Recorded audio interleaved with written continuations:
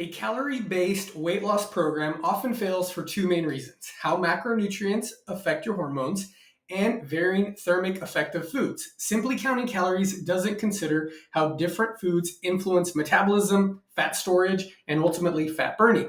Let's break this down in today's video about why a calorie counting approach usually fails unless you're very militant, and why a calorie conscious approach is the way to go. I'm Nick, health and nutrition coach, and my health-focused fat loss programs have helped over 20,000 people, and I have one of the most popular Pinterest pages for all things carb cycling and metabolism diets. So number one reason why calorie counting is not the way to go: macronutrients dictate hormonal responses.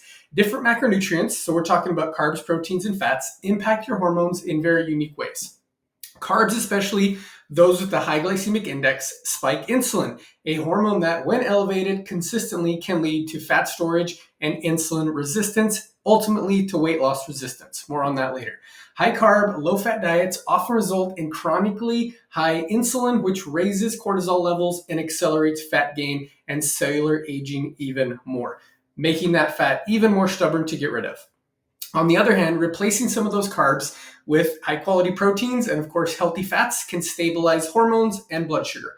Protein helps build lean, metabolically active muscle tissue, and it even repairs tissue, while healthy fats strengthen cell membranes and enhance insulin sensitivity. It's not just about the calories, but what you're eating that affects your body's fat burning potential. Number two, calorie restriction alters hormonal balance. Drastically cutting calories to lose weight can definitely backfire, transforming your body into a hunger-driven machine. A study showed that on a 10-week, 550 calorie per day diet, experienced increased hunger hormones, ghrelin, and fat storage hormones. At the same time, leptin, responsible for hunger suppression and fat burning, decreased. Although participants lost 30 pounds during the diet, they regained 15 pounds in the following year because their metabolic hormonal responses were disrupted. Severe calorie restriction slows metabolism and triggers the body to hold on to fat. Number three, the thermic effect of food matters. Not all calories are created equal, especially when it comes to digestion and how your body assimilates and deals with it. Your body burns more calories breaking down protein and fiber-rich foods than it does digesting carbs or processed foods. For example, a meal of protein and leafy greens requires more energy to digest than pasta with tomato sauce or processed foods like cookies. A study found that eating a high-protein diet increased resting metabolic rate, or RMR, by 11%, while a low-protein diet decreased RMR by 2%.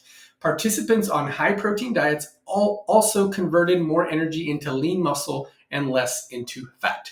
Number four, whole versus processed foods.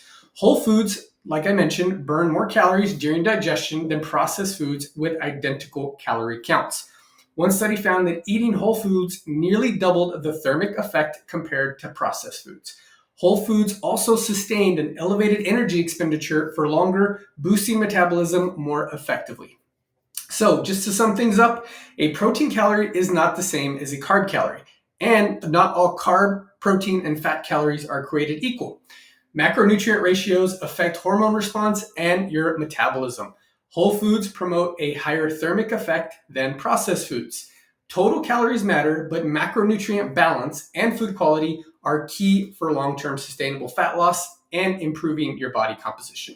The focus should be on managing your hormones and optimizing your metabolism, not just cutting calories. You can get a calorie deficit by eating high-quality foods, doing efficient metabolic exercise, and of course, forming healthy habits. I know it sounds simple, but it can get complicated. Check out my 7-day metabolism reboot in the link below. Good luck, and I'll see you next time.